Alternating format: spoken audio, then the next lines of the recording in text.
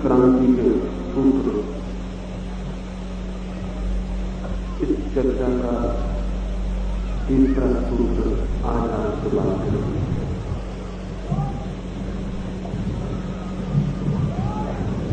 पहला सूत्र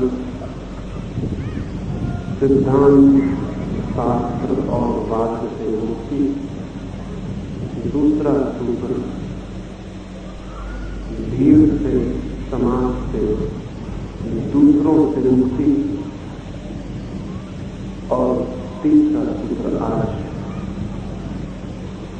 इस तीसरे सूत्र को समझने के लिए मन का एक बहुत अद्भुत राज समझ लेना आवश्यक है। मन की बड़ी अद्भुत प्रक्रिया है। साधारणता पहचान में न पड़े ऐसी, और वो प्रक्रिया ये है कि मन को जिस ओर से बचाने की कोशिश की जाए, मन उसी ओर जाना शुरू हो जाता है। जहां से मन को हटाया जाए, मन वहीं पहुंच जाता है। जिस तरफ पीठ की जाए, मन के सामने वही सदा के लिए उपस्थित हो जाए। निषेध मन के लिए निमंत्रण, विरोध मन के लिए बुलावा, और मनुष्य जाति इस नियम को बिना समझे आज तक जीने की कोशिश की। फ्रायड ने अपनी जीवन कथा में एक छोटा सा उल्लेख किया है। लिखा है उसने कि एक संध्या वीना के बगीचे में वो अपनी पत्नी और अपने छोटे से बेटे के साथ घूमने गया।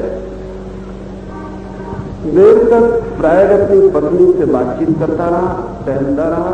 फिर सांझ हो गई, द्वार बंद होने लगे बगीचे के, तो वे दोनों बगीचे के द्वार पर आए।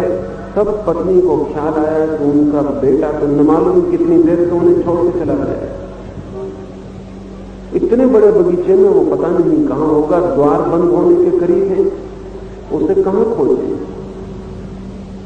फ्रायड की पत्नी चिंतित हो गई और घबरा गई। फ्रायड ने कहा, घबराओ मत, एक प्रश्न मैं पूछता हूं, तुमने उसे कहीं जाने को मना तो नहीं किया? अगर मना किया हो तो 100 में 99 मौके तुम्हारे बेटे के उसी जगह होने के हैं जहां तुमने मना किया हो। उसकी पत्नी ने कहा, मैंने मना किया था कि फवारे पर मत पहुंच जाना। फ्रायड ने कहा, अगर तुम्हारे बेटे में थोड़ी भी बुद्धि है तो वो फवारे पर होगा। कई बेटे ऐसे भी होते हैं जिनमें बुद्धि नहीं होती, उनका हिसाब रखना फिजूल। पत्नी बहुत हैरान हुई। वो गए, दोनों भागे हुए। वो बेटा फवारे पर पैर लटकाए हुए पानी से खिलवाड़ करता रहा। फ्रायड की पत्नी उससे कहने लगी, बड़ा आश्चर्य, तुमने कैसे पता लगा लिया कि बेटा वहां होगा? फ्रायड ने कहा, आश्चर्य इसमें कुछ भी नहीं। जहां रोका जाए जाने से मन को, मन वहां जाने के लिए आकर्षित हो जाता है। जहां कहा जाए मत जाओ, वहां एक छुपा हुआ रस, एक रहस्य शुरू हो जाता है। फ्रायड ने कहा, यह तो आश्चर्य नहीं है कि मैंने तुम्हारे बेटे का पता लगा लिया। आश्चर्य यह है कि मनुष्य जाति इस छोटे से सूत्र का पता अब तक नहीं लगा पाई। और सच ही मनुष्य जाति अब तक इस छोटे सूत्र का पता नहीं लगा पाई। और इस छोटे से सूत्र को बिना जाने जीवन का कोई रहस्य कभी उद्घाटित नहीं हो सकता। इस छोटे से सूत्र का पता न होने के कारण मनुष्य जाति ने अपना सारा धर्म, सारी नीति, सारी समाज की व्यवस्था सप्रेशन पर, दमन पर खड़ी की। मनुष्य का जो व्यक्तित्व हमने खड़ा किया है वो दमन पर खड़ा है। दमन उसकी नींव है। और दमन पर खड़ा हुआ आदमी लाख उपाय करे, जीवन की ऊर्जा का साक्षात्कार उसे कभी नहीं हो सकता, क्योंकि जिस जिसका उसने दमन किया है, मन मन उसी से उलझा उलझा नष्ट हो जाता है।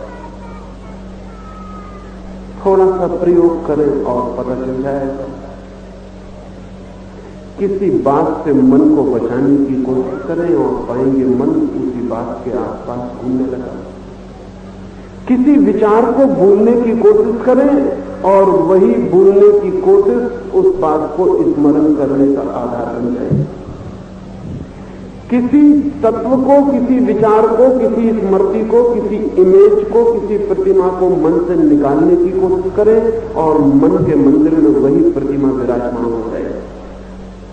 लड़े और देखें और पाएंगे कि जिससे लड़ेंगे उसी से हार जाएंगे, जिससे भागेंगे वही पीछा करेगा, जैसे छाया पीछा करती है। भागते चले जाएं और छाया उतनी ही तेजी से पीछा करती है। मन को हम भगा रहे हैं और मन को हमने इतनी जगह से भगाया है कि हम ये भूल ही गए हैं अब कि मन को कहां होना चाहिए। मन वही हो गया है जहां जहां हमने उसे इंकार किया है, जहां जहां हमने द्वार बंद किए हैं, मन वही दस्तक दे रहा है। क्रोध से लड़े और मन क्रोध के पास ही खड़ा हो जाएगा। हिंसा से लड़े और मन हिंसक हो जाए।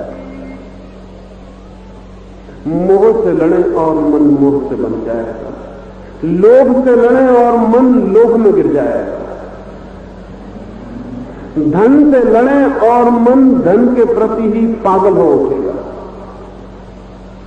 काम से लड़े, सेक्स से लड़े और मन सेक्सुअल हो जाएगा, कामुक हो जाएगा। जिससे लड़ेंगे मन वही हो जाएगा। ये बड़ी अजीब बात। जिसको दुश्मन बनाएंगे मन पर उस दुश्मन की ही प्रतिछवि अंकित हो जाएगी।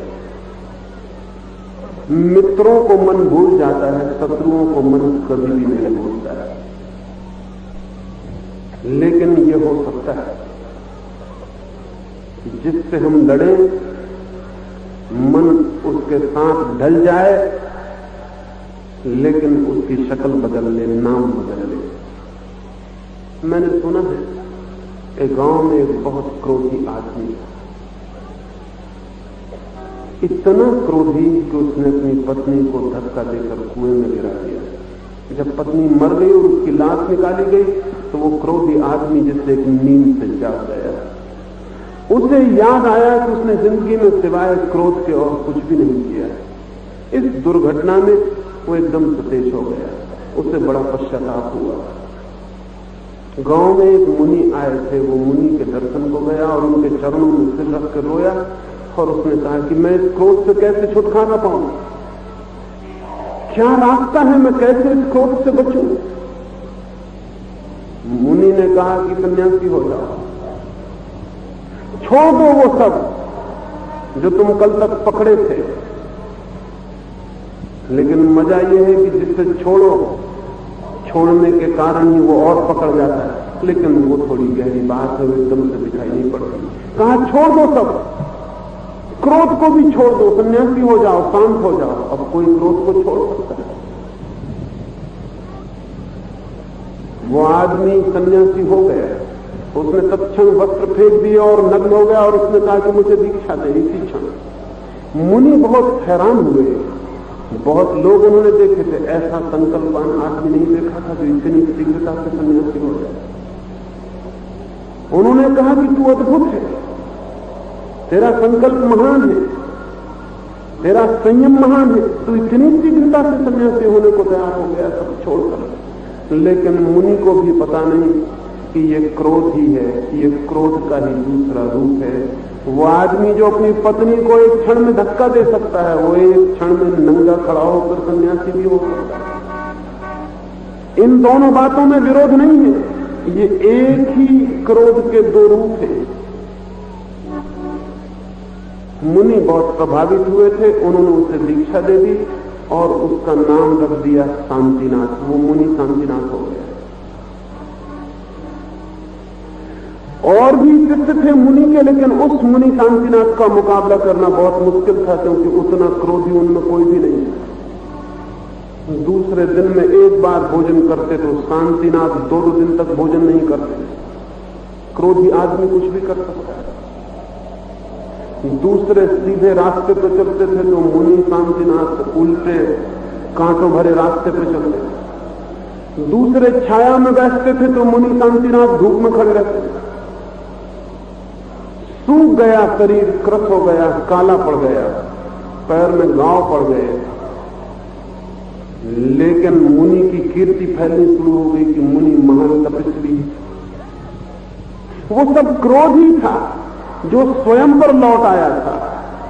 वो क्रोध था जो दूसरों पर प्रकट होता रहा था, अब वो अपने पर ही प्रकट हो रहा था। 100 में से 99 तपस्वी स्वयं पर लौटे हुए क्रोध का परिणाम होते हैं। दूसरों को सताने की चेष्टा रूपांतरित होकर खुद को सताने की चेष्टा भी बन सकती है। असल में सताने की इच्छा असली सवाल है, किसको सताने का ये बड़ा सवाल नहीं है। दूसरों को भी सताया जा सकता है, खुद को भी सताया जा सकता है। सताने में मजा, क्रोधी आदमी का रस। अब उसने दूसरों को सताना बंद कर दिया था क्योंकि दूसरे तो थे ही नहीं। अब तो वही था, अपने को ही सता रहा।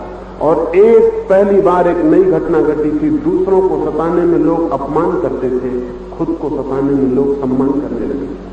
लोग कहते थे महातपस्वी।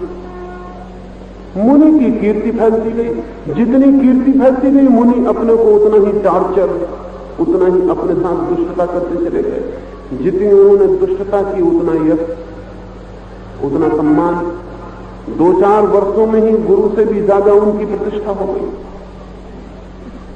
फिर वे देश की राजधानी में आए। मुनियों को देश की राजधानी में जाना बहुत जरूरी रहता है। अगर आप सन्यासियों को खोजना चाहते हो तो हिमालय जाने की कोई जरूरत नहीं, देश की राजधानियों में चले जाइए और वहां सब मुनि और सब सन्यासी अड्डा जमाए हुए मिल जाएंगे। तो वो मुनि भी राजधानी की तरफ चले। राजधानी में पुराना एक मित्र रहता था।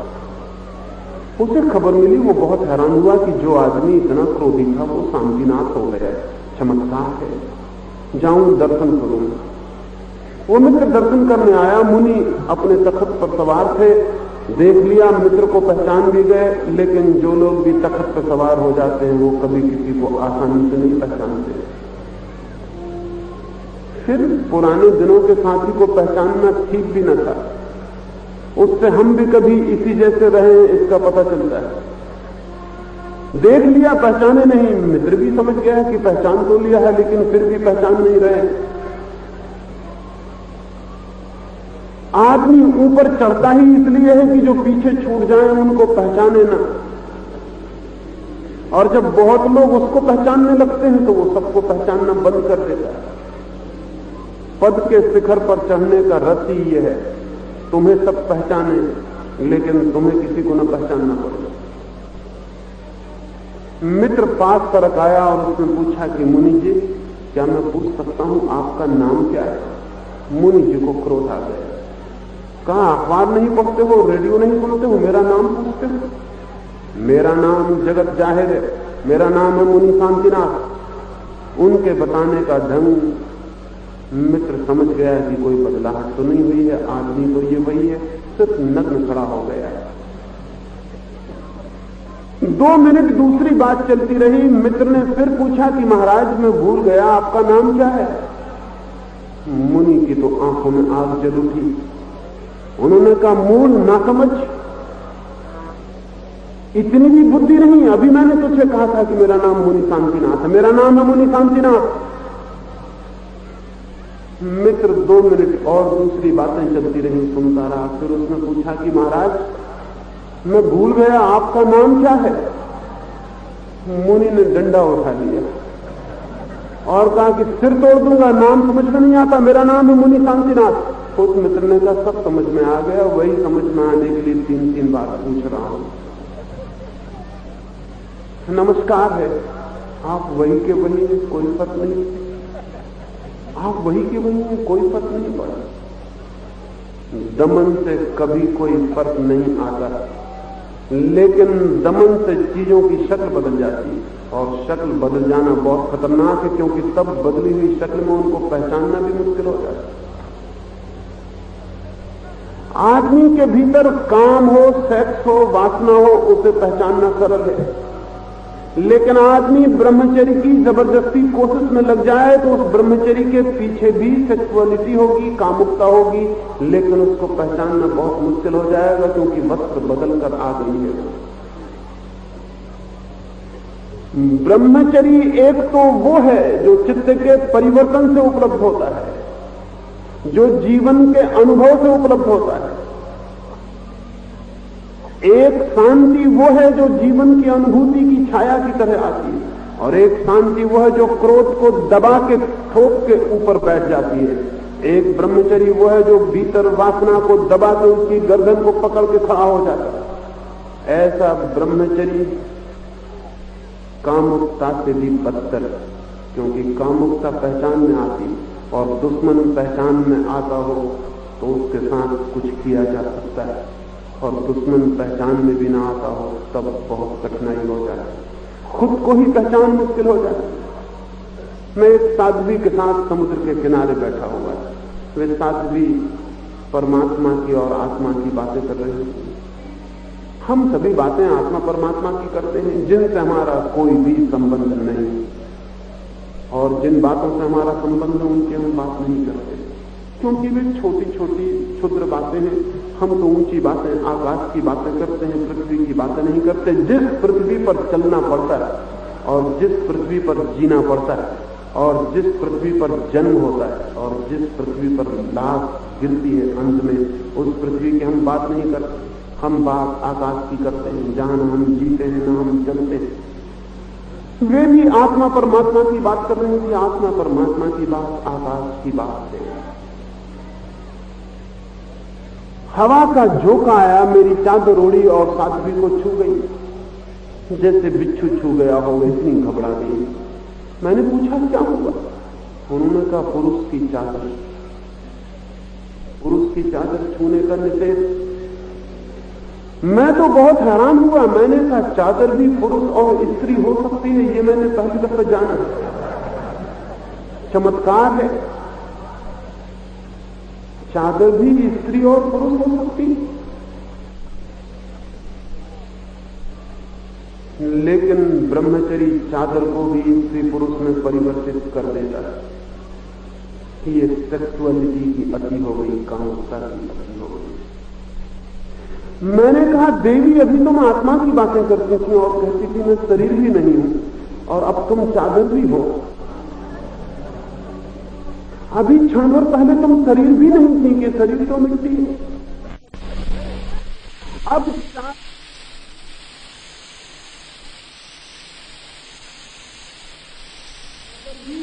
सिंबल बन गई, अब वो भी प्रतीक बन गई। सागर की हवाओं को क्या पता कि चादर भी पुरुष की होती, अन्यथा सागर की हवाएं कुछ नियम, कोई नीति का ध्यान रखती। गलती हो गई सागर की हवाओं से। वे कहने लगी कि पश्चाताप प्रायश्चित करना पड़ता है, उपवास करना पड़ेगा। मैंने उनसे कहा करो उपवास जितना करना हो, लेकिन चादर के संपर्क से भी जिसे पुरुष का भाव पैदा होता हो, उसका चित्त ब्रह्मचर्य को कभी उपलब्ध नहीं हो। लेकिन नहीं, हम इसी तरह के ब्रह्मचर्य को पकड़े रहते हैं, इसी तरह का आलोक, इसी तरह का त्याग, इसी तरह की नैतिकता, इसी तरह का धर्म सब जीता है।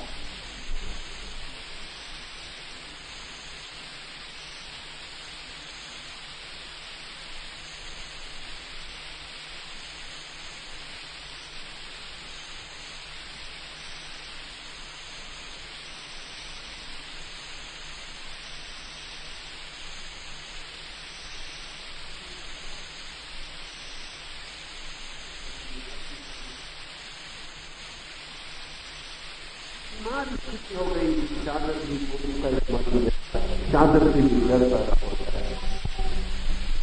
ब्रह्मचर्य हो तो पुरुष की चादर, पुरुष और स्त्री मिट गए।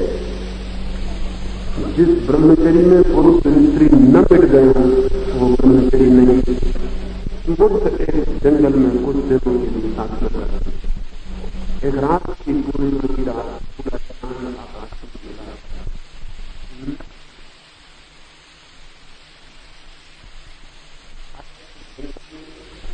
रात्रि भ्रमण को, नौका विहार को, पास में झील थी। लाए होंगे शराब, पी के शराब नाचने लगे होंगे। उस वेश्या के वस्त्र छीन कर उसे नंगा कर दिया होगा। उन्हें शराब में पीता देखकर वो वेश्या भाग गई। रात आदि उन्हें होश आया, खोजने निकले। वेश्या तो नहीं मिली। एक झाड़ के नीचे बुद्ध बैठे हुए मिल गए। वे उनसे पूछने लगे कि वहां से, यहां से एक नंगी स्त्री को, वेश्या को भागते तो नहीं देखा? रास्ता यही है, यहीं से वो गई होगी। रास्ते पर धूप और उसके पदचिन्ह बने। आप यहां कब से बैठे हुए हैं? यहां से कोई नंगी स्त्री भागती तो नहीं गई? एक वेश्या यहां से भाग गई। बुद्ध ने कहा कोई गया जरूर है, लेकिन वो स्त्री थी या पुरुष ये बताना मुश्किल है। जब मेरे भीतर का पुरुष जागा हुआ था तब मुझे स्त्री दिखाई पड़ती। ना भी देखो तो दिखाई पड़ती थी, बचना भी चाहो तो भी दिखाई पड़ती थी। आंखें कितनी ही और कहीं मोड़ो, वे आंखें स्त्री को ही देखती। जब से मेरा पुरुष विदा हो गया तब से बहुत ख्याल करूं तो पता चलता है कौन स्त्री है कौन। कोई निकला जरूर, लेकिन कौन था ये कहना मुश्किल है। तुम पहले क्यों ना आए? कह गए होते कि यहां से कोई मिलते थोड़ा ध्यान रखना तो हम ध्यान रख सकते।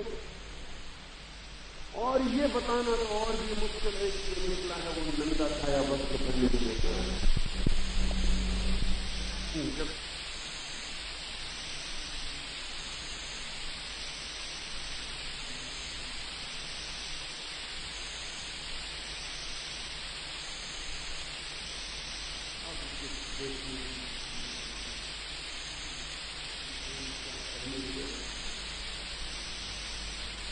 दूसरे में हमें वही दिखाई पड़ता है जो हम में होता है। दूसरे में हमें वो नहीं दिखाई पड़ता जो हम में ना हो। बहुत मुश्किल है। हर दूसरा आदमी दर्पण की तरह काम करता है, उसमें हमें दिखाई पड़ते हैं। बुद्ध ने कहने लगे अब तो मुझे याद नहीं आता, क्योंकि किसी को नंगा देखने की कोई कामना नहीं है। इसलिए पता नहीं कि वो कपड़े पहने की या नहीं पहने की, लेकिन तुम उसकी चिंता में पड़े, चिंता न करें। हम उसे लाए थे आमोद प्रमोद के लिए, आनंद के लिए, और वो भाग गई। हम उसे खोज रहे हैं। बुद्ध ने कहा तुम जाओ खोजो, भगवान करे, लेकिन किसी दिन तुम्हें ये ख्याल आ जाए इतनी खूबसूरत और शांत रात में अगर तुम किसी और को न खोज के अपने को खोजते तो शायद आनंद के ज्यादा निकट पहुंच सकते। लेकिन तुम जाओ, तुम खोजो जिसे तुम्हें खोजना है। मैंने भी बहुत दिन तक दूसरों को खोजा, लेकिन दूसरों को खोज के मैंने कुछ भी न पाया। और जब से अपने को खोजा है तब से वो सब पा लिया है जिसे पाने की कोई भी कामना हो सकती। ये आदमी, ये बुद्ध ब्रह्मचर्य में रहा होगा, लेकिन चादर पुरुष हो जाए तो ब्रह्मचर्य नहीं। और इस देश का दुर्भाग्य कि दमन के कारण इस देश का सारा व्यक्तित्व कुरूप, विकृत, परवर्टेड हो गया। एक एक आदमी भीतर उल्टा है, बाहर उल्टा है। भीतर आत्मा शीर्षासन कर रही है, भीतर हम सब सिर के बल खड़े हुए। जो नहीं है भीतर वो हम बाहर दिखला रहे हैं। और दूसरे धोखे खा जाएं इससे कोई बहुत हर्जा नहीं है। हम खुद ही धोखा खा जाते हैं। लंबे अरसे में हम खुद ही भूल जाते हैं कि हम ये क्या करते हैं। दमन मनुष्य की आत्मा की असलियत को छिपा देता है और झूठा आवरण पैदा कर देता है। और फिर इस दमन में हम जिंदगी भर जिसे दमन किया है उससे ही लड़के गुजारते हैं। ब्रह्मचर्य की साधना करने वाला आदमी 24 घंटे सेक्स की ही चिंतना में व्यतीत करता है। उपवास करने वाला 24 घंटे भोजन करता है। ये तो आपने उपवास किया होगा तो पता होगा। उपवास करे और 24 घंटे भोजन करना पड़ेगा। हाँ, भोजन मानसिक हो, शारीरिक नहीं होगा, लेकिन शारीरिक भोजन का कुछ फायदा भी हो सकता है। मानसिक भोजन का सिवाय नुकसान के और कोई भी फायदा नहीं। वो जिसने दिन भर खाना नहीं खाया है वो दिन भर खाने की सोचेगा, ये स्वाभाविक है। नहीं, उपवास का ये अर्थ नहीं है कि आदमी खाना ना खाए। उपवास का अर्थ अनाहार नहीं है। अनाहार करने वाला दिन भर आहार करता है। उपवास का अर्थ दूसरा है। दमन नहीं है उपवास का अर्थ, लेकिन दमन ही उसका अर्थ बन गया है। उपवास का अर्थ भोजन न करना नहीं है।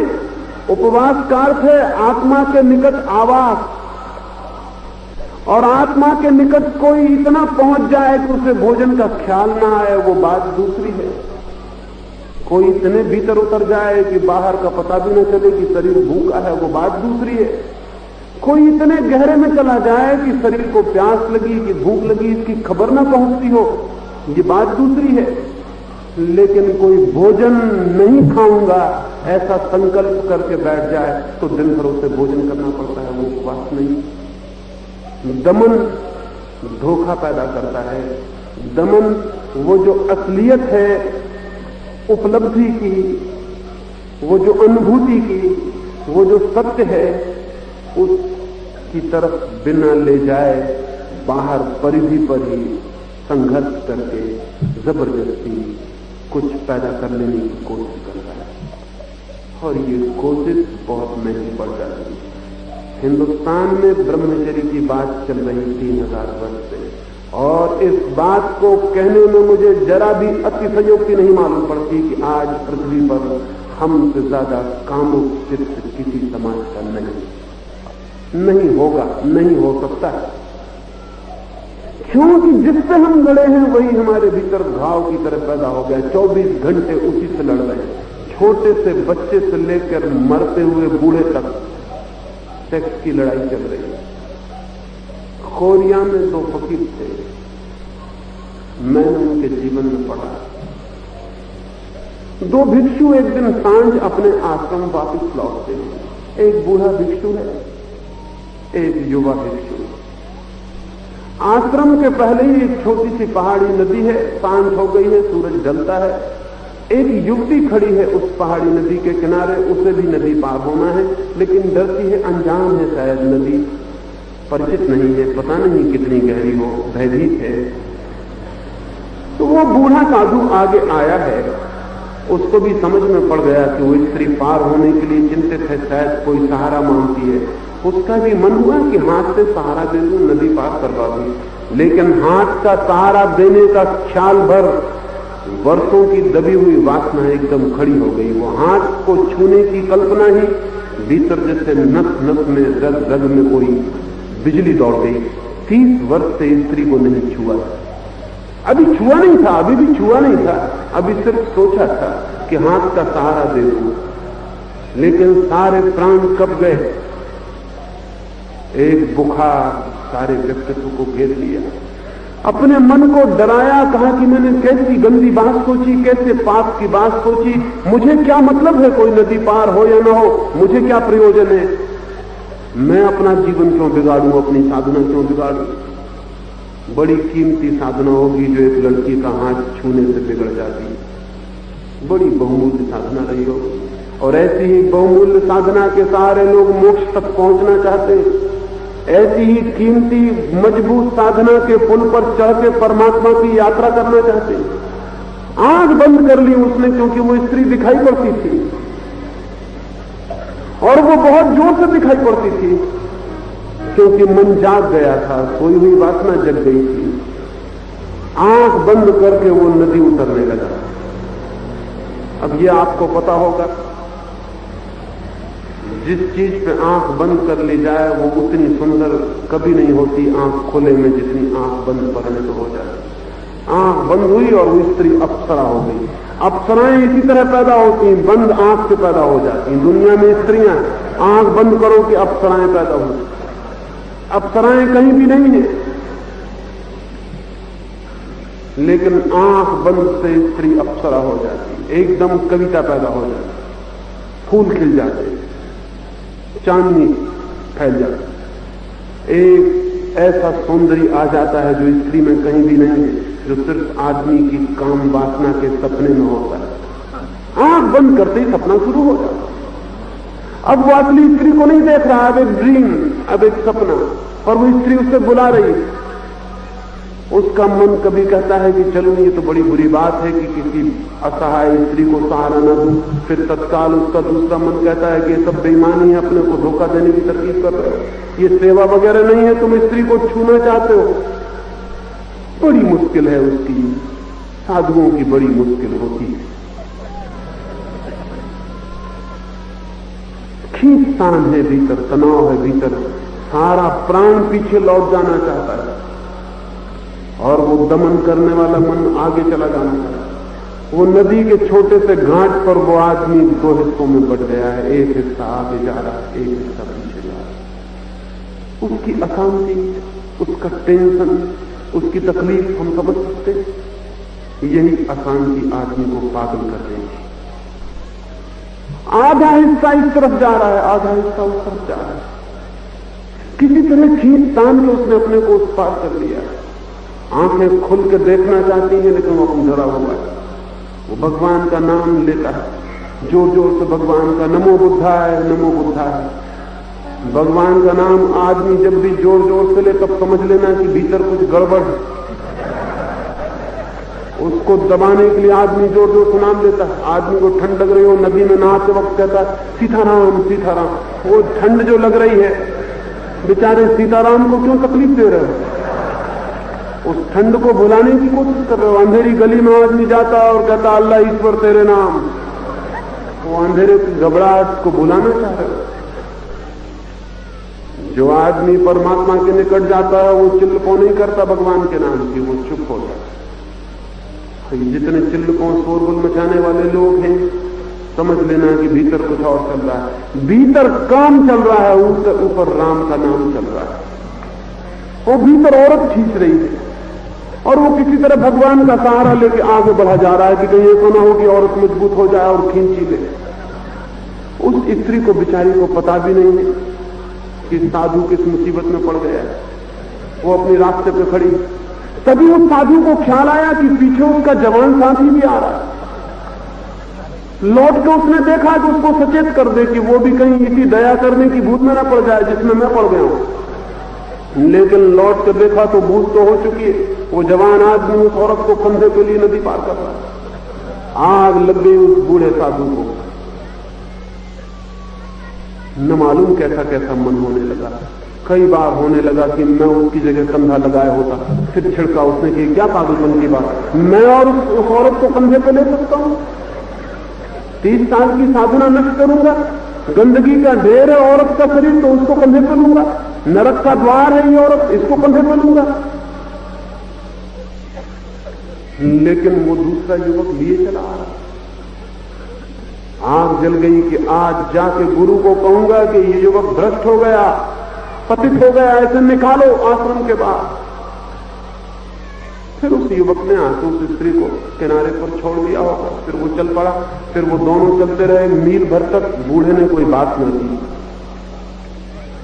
जब वे आश्रम के द्वार पर प्रविष्ट हो रहे थे तो उस बूढ़े ने सीढ़ी पर खड़े होकर कहा कि याद रखो, मैं जाके गुरु को कहूंगा तुम पतित हो चुके हो, तुमने उस स्त्री को कंधे पर क्यों उठाया?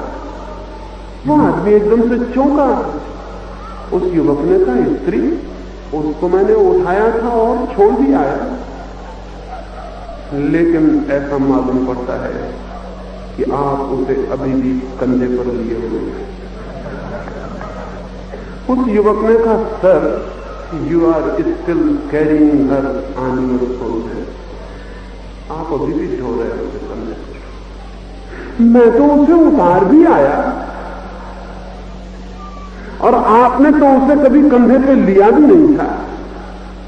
आप अभी तक उसी को ढो रहे हैं। मैं तो 2 घंटे से सोचता था आप किसी ध्यान में लीन हैं। मुझे ये खबर भी ना थी कि आप वही ध्यान कर रहे हैं, वही नदी का किनारा, वही स्त्री को नदी का पार कराना। ये तो मैंने कहानी सुनी, अभी ऐसी कहानी ठीक मेरे साथ हो गई दिल्ली में, वो आपने अखबार में जरूर पढ़ ली हो। एक महिला आई और मेरे साथ ठहर गई। उसने मुझसे पूछा कि मैं यहां ठहर जाऊं आपके पास। मैंने कहा बिल्कुल ठहर जाओ। मुझे पता नहीं था कि मनु भाई पटेल को बड़ी तकलीफ हो जाएगी इस बात। अगर मुझे पता होता तो संसद सदस्य को मैं तकलीफ नहीं देता, मैं किसी को तकलीफ नहीं देना चाहता। कहता कि देवी तुम्हारे ठहरने से मुझे तकलीफ नहीं, लेकिन मनु भाई पटेल को, बड़ोदरा वालों को, उनको तकलीफ हो जाएगी और किसी को तकलीफ देना अच्छा नहीं। और तुम्हें ठहरनी हो तो जाओ मनु भाई के कमरे में ठहर जाओ, ये मेरे पास काहे के लिए ठहर। लेकिन मुझे पता ही नहीं था, पता होता तो ये भूल ना होती, लेकिन ये भूल हो गई, अज्ञान में हो गई। वो आके सो भी गई, लेकिन दूसरे दिन तकलीफ हुई। पता चला कि मनु भाई को, उनके मित्रों को बहुत कष्ट हो गया इस बात से कि मेरे कमरे में सो गए। मैं तो हैरान हुआ, वो कमरे में मेरे सोई, तकलीफ उनको हो गई। लेकिन आदमी कंधे पर उन चीजों को ढोने लगता है जिनसे भीतर कोई लड़ाई जारी रही हो। पता नहीं चलता, ख्याल में नहीं आता, पता ही नहीं चलता कि ये सब भीतर क्या हो रहा है। फिर इस बात को हुए 2 महीने हो गए। वो मनु भाई मुझे मिले तो उनसे कहूं, sir you are still carrying her on your shoulder, अभी भी ढो रहे हैं उस औरत को। लेकिन 2 महीने हो गए, अब उनको अखबारों में प्रेस कॉन्फ्रेंस बुला के खबर देने का मौका है। मैंने उनसे वहीं दिल्ली में कहा था कि मनु भाई तकलीफ होगी, पीछे न पीछे ये बात चलेगी, ये मिटने वाली नहीं, तो मैं ही इसकी बात कर लूं सबके सामने। तो वहां कहा कि नहीं, क्या बात करनी है, कुछ हर्जा नहीं है, जो हो गया हो गया। लेकिन मैं जानता था कि बात तो उठेगी ही, करनी ही पड़ेगी। फिर वो संसद सदस्यों को मुझ जैसे फकीरों के आचरण का ध्यान रखना चाहिए, नहीं तो मुल्क का आचरण बिगाड़ देंगे हम जैसे लोग। और ऐसे अच्छे संसद सदस्य हैं, इसलिए तो मुल्क का आचरण इतना अच्छा है, नहीं तो कभी का बिगड़ जाता। धन्य भाग है हमारे मुल्क का आचरण कितना अच्छा है, अच्छे संसद सदस्यों के कारण, जो पता लगाते हैं कि किसके कमरे में कौन सो रहा का हिसाब रखते हैं। ये लोक सेवक है, लोक सेवक होना चाहिए। मैं तो जैसे मुझे खबर मिली, मैंने कहा कि इस बार इलेक्शन के वक्त अगर मुझे वक्त मिला तो जाऊंगा बड़ौदा में, लोगों से कहूंगा कि मनु भाई को ही वोट देना। इस तरह के लोगों की वजह से देश का चरित्र ऊंचा है, नहीं तो सब खराब हो जाए। लेकिन ये दिमाग कहां से पैदा होता है, ये दिमाग कहां से आता है, भीतर क्या छिपा हुआ है? वो भीतर है दमन की लंबी परंपरा। ये एक आदमी का सवाल नहीं, ये हमारी पूरी जाति संस्कार का सवाल है। ये कोई मनु भाई का सवाल नहीं, वो तो प्रतिनिधि हैं हमारे और आपके, हमारी सब बीमारियों के प्रतिनिधि हैं हमारे सब प्रतिनिधि। तो जो हमारे भीतर छिपा है, हमारे भीतर क्या छिपा है? हमने एक अजीब सप्रेशन की धारा में अपने को जोड़ रखा है, दबा रहे हैं सब। वो दबाया हुआ घाव हो जाता है, वो घाव पीड़ा देता है। उस घाव की वजह से हमें बाहर वही दिखाई पड़ने लगता है जो भीतर है। सारा जगत फिर एक दर्पण बन जाता है। नहीं, ये सप्रेशन की लंबी धारा, ये दमन की लंबी यात्रा व्यक्तित्व को नष्ट कर दी है। इसने जीवन के सारे स्रोतों को पॉइजन से भर दिया, जहर से भर दिया। जीवन के सारे स्रोत विकृत और कुरूप हो गए। इसलिए तीसरा सूत्र आज आपसे कहना चाहता हूं, दमन से बचना अगर जीवन को और सत्य को जानना हो, और कभी प्रभु के परमात्मा के द्वार पर दस्तक देनी हो, तो दमन वाला चित्त वहां तक कभी नहीं पहुंचता। वो वहीं रुक जाता है जहां दमन करता है। जिसका दमन करता है वहीं ठहर जाता है, और उसको वहीं ठहरना पड़ता है, क्योंकि जरा ही हटा कि दमन उखड़ जाएगा और जिसको दबाया है वो प्रकट होना शुरू हो जाएगा। अगर आपने एक आदमी की छाती पे आप सवार हो गए, तो फिर आप उसको छोड़ के नहीं जा सकते, क्योंकि छोड़ के आप गए तो वो फिर निकल के आपके ऊपर हमला करेगा। तो अगर किसी आदमी की छाती पे आप सवार हो गए, तो आप समझना कि जितना वो आपसे बंध गया, उससे भी ज्यादा आप उससे बंध गए, क्योंकि आप छोड़ के नहीं हट सकते। तो मनुष्य जिन चीजों को दबा लेता है उन्हीं के साथ बंध जाता है, उनसे छोड़ के हट नहीं सकता और कहीं नहीं जा सकता। इसलिए दमन से अत्यंत साधक को सावधान होने। दमन पैदा करेगा पागलपन, विक्षिप्तता, इंसेनिटी। जितने मनोचिकित्सक हैं उनसे पूछे वो क्या कहते हैं, वो ये कहते हैं कि सारी दुनिया पागल हो जा रही है दमन के कारण। पागल खानों में 100 आदमी बंद हैं, उनमें 98 आदमी दमन के कारण बंद। जिन्होंने भी जोर से दबा लिया है उन्होंने एक विस्फोट की आग को भीतर रख लिया है, वो विस्फोट फूटना चाहता है, वो सारे व्यक्तित्व को किसी दिन तोड़ देता है, किसी दिन खंड खंड बिखेर देता है सारे मकान को, आदमी बिखर के टूट के खड़ा हो जाता है। इसलिए जितना आदमी स्तब्ध होता चला जा रहा है उतना ही पागल होता जा रहा है, क्योंकि सभ्यता का सूत्र दमन नहीं। स्वभाव को अगर जानना है तो दमन से नहीं जाना जा सकता है। लेकिन आप कहेंगे अगर हम दमन नहीं करेंगे तब तो आदमी पशु हो जाएगा, तब तो क्रोध आए तो क्रोध करना चाहिए, आप ये कहते हैं। वासना आए तो वासना भोगनी चाहिए, आप ये कहते हैं। आप लोगों को वासना में डूब जाने के लिए कहते हैं? बिल्कुल नहीं, जरा भी नहीं कहता हूं। दमन से बचने को कह रहा हूं, अभी भोग करने को नहीं कह रहा हूं। अभी एक सूत्र समझ लें, कल हम दूसरे सूत्र की बात करेंगे। दमन से बचने का अर्थ भोग में कूद जाना नहीं है। अनिवार्य रूपेण वही एक दूसरा अल्टरनेटिव नहीं है, और विकल्प भी हैं। उन विकल्प की हम बात करेंगे। इसलिए जल्दी से ये नतीजा लेके घर मत लौट जाना। मेरी बातों में जल्दी नतीजा नहीं लेना चाहिए, नहीं तो बड़ी मुश्किल हो जाती है। दमन नहीं, खुद के व्यक्तित्व से संघर्ष नहीं, खुद के व्यक्तित्व से द्वंद नहीं, क्योंकि खुद के व्यक्तित्व से द्वंद का अर्थ है जैसे मैं अपने दोनों हाथों को लड़ाने लगूं। कौन जीतेगा, कौन हारेगा? दोनों हाथ मेरे हैं, दोनों हाथों के पीछे लड़ने वाली शक्ति मेरी है, दोनों हाथों के पीछे मैं हूं। कौन जीतेगा? कोई नहीं जीत सकता। लेकिन दोनों हाथों की लड़ाई में जीतेगा कोई भी नहीं, क्योंकि जीतने वाले दो हैं ही नहीं।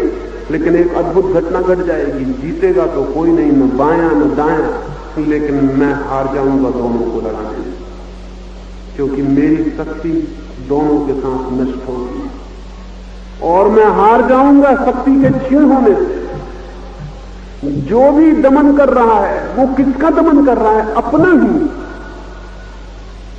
अपने ही चित्त के खंडों को दबा रहा है। किससे दबा रहा है?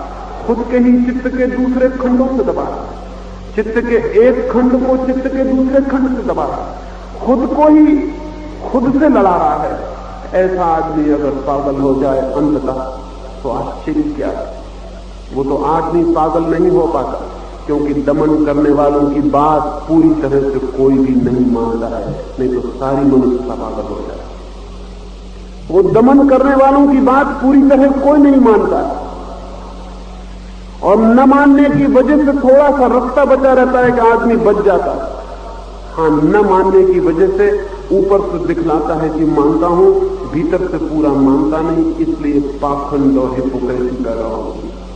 हिपोक्रेसी दमन की सगी बहन, वो जो पाखंड है वो दमन का चचेरा भाई है। दमन चलेगा तो पाखंड पैदा होगा, अगर पाखंड पैदा ना होगा तो पागलपन पैदा होगा। पागलपन से बचना है तो पाखंडी हो जाना पड़ेगा, दुनिया को दिखाना पड़ेगा कि ब्रह्मचर्य, और पीछे से वासना के रास्ते खोजने पड़ेंगे।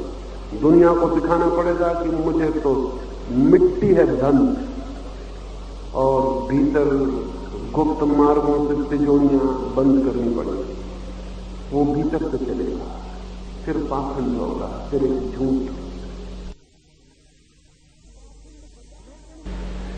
लेकिन ये पाखंड बचा रहा है आदमी को, नहीं तो आदमी पागल हो जाए। अगर सीधा साधा आदमी दमन के चक्कर में पड़ जाए तो पागल हो जाए। ये साधु सन्यासी बहुत बड़े अंश में पागल होते देखे जाते हैं। उसका कारण आप समझते हैं? लोग समझते हैं कि भगवान का उन्माद छा गया, भगवान के लिए दीवाने हो गए। भगवान का कोई उन्माद नहीं होता है। सब उन्माद भीतर के रुग्णता से पैदा होता है, लेकिन वो भीतर अगर बहुत दमन हो तो रोग पैदा हो जाता है, उन्माद पैदा हो जाता है, पागलपन पैदा होता है। लेकिन उसको हम कहते हैं हर्षोन्माद, एक्सटेसी वगैरह नहीं है, मैडनेस है, इंसेनिटी है।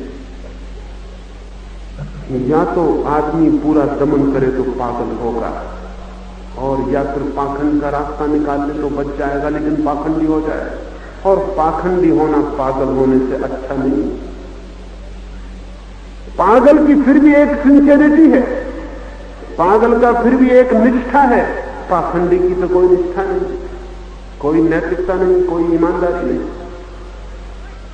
मगर दमन यही दो विकल्प पैदा करता है। आप अपने से लड़े और आप गलत रास्ते पर गए। अपने से नहीं लड़ना है, अपने से लड़ना अधार्मिक है, दमन मात्र अधार्मिक है। दमन मात्र मनुष्य को जितना नुकसान पहुंचाया है उतना दुनिया में किसी और एक तत्व ने कभी नहीं पहुंचाया है। उस दिन ही मनुष्य पूरी तरह स्वस्थ होता है जिस दिन सारे दमन से मुक्त हो जाता है, जिस दिन उसके भीतर कोई कॉन्फ्लिक्ट नहीं, कोई द्वंद्व नहीं। जिस दिन भीतर द्वंद्व नहीं होता उसी दिन उस एक का दर्शन होता है जो भीतर है। अगर ठीक से समझें तो दमन मनुष्य को विभक्त करता है, डिवाइड करता है। और दमन जिस व्यक्ति के भीतर होगा वो फिर इंडिविजुअल नहीं रह जाएगा, वो व्यक्ति नहीं रह जाएगा, वो विभक्त हो जाएगा, उसके कई टुकड़े हो जाएंगे, वो सिजोफ्रेनिक हो जाएगा। दमन न होगा व्यक्ति में तो योग की स्थिति उपलब्ध होगी। योग का अर्थ है जोड़, योग का अर्थ है इंटीग्रेशन, योग का अर्थ है एक। लेकिन एक कौन हो सकता है? एक व्यक्तित्व किसका हो सकता है? उसका जो लड़ नहीं रहा है, उसका जो अपने को खंड खंड में नहीं तोड़ रहा है, जो अपने भीतर नहीं कह रहा है ये बुरा है, ये अच्छा है, इसको बचाऊंगा, इसको छोड़ूंगा। जिसने भी अपने भीतर बुरे और अच्छे का भेद किया वो दमन में पड़ जाएगा।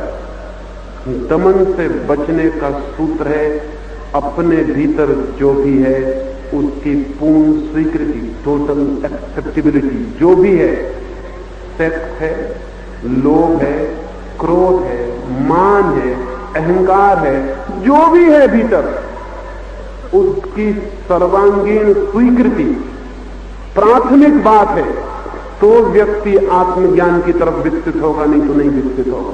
अगर उसने अस्वीकार किया कि इस हिस्से को मैं अस्वीकार करता हूं, उसने कहा कि मैं लोभ को फेंक दूंगा, उसने कहा कि मैं क्रोध को फेंक दूंगा, बस फिर वो नहीं कभी भी शांत हो पाएगा, इस फेंकने में ही अशांत हो जाएगा। और इसीलिए तो सन्यासी जितने क्रोधी देखे जाते हैं उतने साधारण लोग क्रोधी नहीं होते। सन्यासी का क्रोध बहुत अद्भुत है। दुर्वासा की कथाएं तो हम जानते हैं, वो परम सन्यासी, परम ऋषि थे। इतना क्रोध छोड़ने वाले लोगों में इकट्ठा हो गया, इतना अहंकार कि दो सन्यासी एक दूसरे को मिल नहीं सकते, क्योंकि कौन किसको पहले नमस्कार करेगा। दो सन्यासी एक साथ बैठ नहीं सकते क्योंकि किसका तखत ऊंचा होगा और किसका नीचा होगा। ये सन्यासी हैं कि पागल हैं? अभी तखत की ऊंचाई नीचाई नापने में लगे हैं, इनकी परमात्मा की ऊंचाई नीचाई का नहीं पता भी क्या होगा।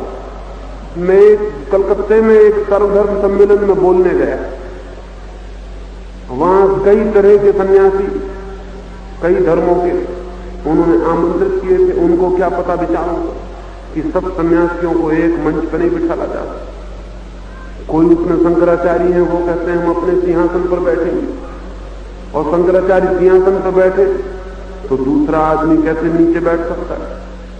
किसका तखत ऊंचा होगा? संयोजकों ने मुझे आके कहा कि सबकी खबरें आ रही हैं, हमारे बैठने का इंतजाम क्या है। बच्चों जैसी बात मालूम पड़ती है। छोटे छोटे बच्चे कुर्सी पर खड़े हो जाते हैं और अपने बाप से कहते हैं तुमसे ऊंचे हैं। इससे ज्यादा बुद्धि नहीं मालूम पड़ती तखत ऊंचा नीचा रखने वालों में। इससे ज्यादा ऊंची बुद्धि है।